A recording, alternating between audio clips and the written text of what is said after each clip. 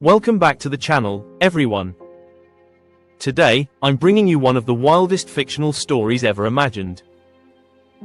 A tale of private cities, impossible technology, secret islands, and unimaginable luxury.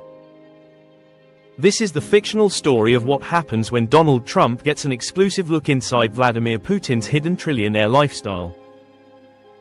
Again, this is a fully fictional story for entertainment. Now let's dive in. The story begins on a quiet morning when Donald Trump receives a mysterious gold-sealed envelope delivered by a silent courier. No return address, no sender information, just a thick piece of cream paper inside with a short handwritten message. You're invited. See the world as only one other man can. VP. Trump lifts his eyebrow, confused. VP? Vice President? Or somebody else? Before he can even finish guessing, a matte black private jet with no markings gently lands outside his residence. The engines make no sound. A single agent steps out, wearing a long black coat and tinted glasses. The agent says only one sentence: "The president is expecting you." Without asking many questions, Trump steps onto the jet.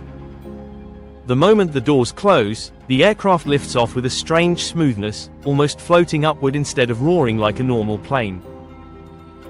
Trump looks around the cabin: gold trim, crystal panels, holographic displays, but no pilot. The jet seems to fly itself. Hours later, the jet descends into what looks like a vast mountain range wrapped in clouds. But as the clouds part, Trump's eyes widen. Below him is not a base, not a city, but an entire hidden metropolis glowing in the valley. Skyscrapers taller than Dubai's, neon-lighted bridges, geothermal energy fountains, drone highways, monorails, and thousands of lights stretching across the icy landscape. The jet touches down on a runway lined with robotic vehicles. A line of armored electric cars surrounds the plane. One door opens and out steps Vladimir Putin, wearing a sleek black coat, gloves, and tinted glasses. He looks calm, collected. Putin says, "Welcome, Donald. This is one of my small properties." Trump looks around, shocked. Small? This place is bigger than Manhattan. Putin smiles and gestures for him to enter one of the vehicles. As they ride through the city, Trump presses his face against the window like a kid seeing a new toy.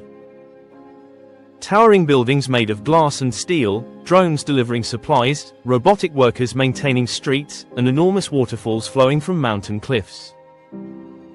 Trump finally asks, "Okay, Vladimir. What is this place?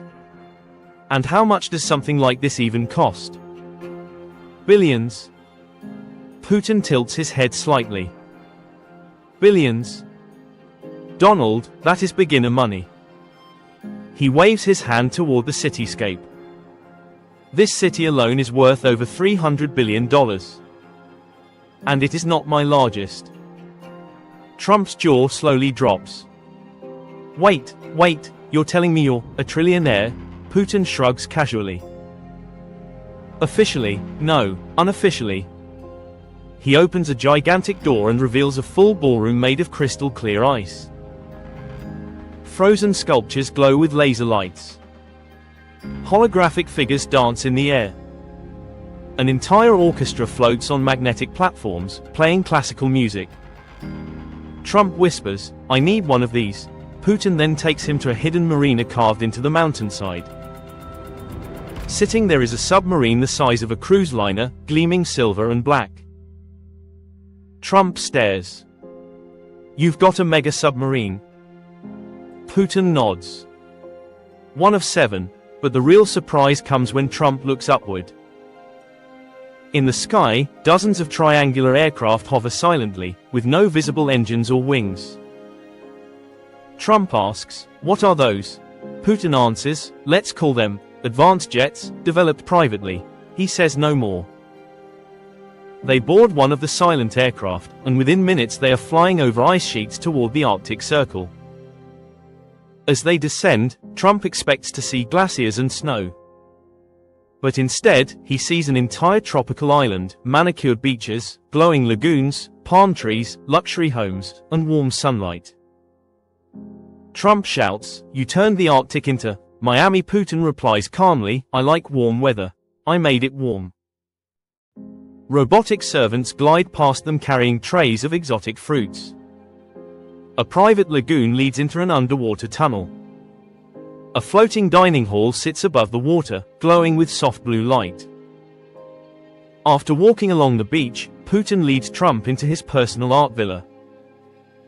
Inside, Trump sees an art collection that defies imagination: original Leonardo da Vinci pieces, lost Van Gogh paintings, ancient crowns, statues from forgotten civilizations, entire galleries filled with treasures believed to be gone forever. Trump whispers, "This is the greatest collection on Earth." Putin replies, "And it is only one gallery." Next, they descend into a glass elevator that travels deep below the island. The doors open into an underground research city, scientists walking around, massive labs glowing with futuristic equipment, quantum processes humming softly, renewable energy reactors, zero-gravity rooms for experimentation. Trump wipes his forehead. "So this is how you afford all of this?" Putin replies, "Power is not only money, Donald. Power is what you build that others cannot imagine." Finally, Putin takes Trump back to the balcony of the main villa. They overlook the glowing island, the distant hidden city, the futuristic aircraft, and the shimmering sea. Putin says, "True wealth is not measured by your bank account. True wealth is what you create that survives beyond you." Trump stands quietly for once, taking it all in. "I've seen luxury, but this is another universe." Putin nods with a small smile. And that is our fictional deep dive into a trillionaire lifestyle beyond imagination, shown through a dramatic fictional encounter between Trump and a completely made-up fond Putin. Journey, Trump stares at Putin, stunned, as the floating garden drifts gently. If this is only the beginning, never see. They walk toward a sleek elevator built into a rocky cliffside. The doors slide open silently, and they step into a chamber lined with black glass. As the doors close, the elevator plunges downward, not straight, but diagonally, as though traveling through the mountain itself. Trump grips the railing. "This feels like a ride at Disney World. Except, I'm guessing it cost more." Putin replies calmly, "About 12 billion. Trump nods slowly. "Yeah. That tracks." The elevator stops, and the doors open into a cavern so vast it looks like an underground galaxy. Massive spheres float in the air, rotating like miniature planets. Light beams connect them, transferring streams of data and shimmering colors across the room. Trump's mouth falls open. What is all this?" Putin steps forward. "A personal archive. Every project I've built. Every technology I've funded. Every innovation developed off the grid. All stored here." Trump looks around, overwhelmed. "So you've built your own universe?" Putin nods. "Innovation requires space. Space requires imagination." A platform extends from the ground, lifting the two men upward. Below them, robotic arms assemble components with flawless precision. One sphere expands, revealing a miniature city model, complete with flying vehicles, gardens, lakes, and skyscrapers.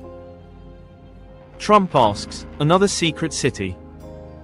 Putin replies, "Several. Over a dozen across multiple climate zones. Each built for a specific purpose."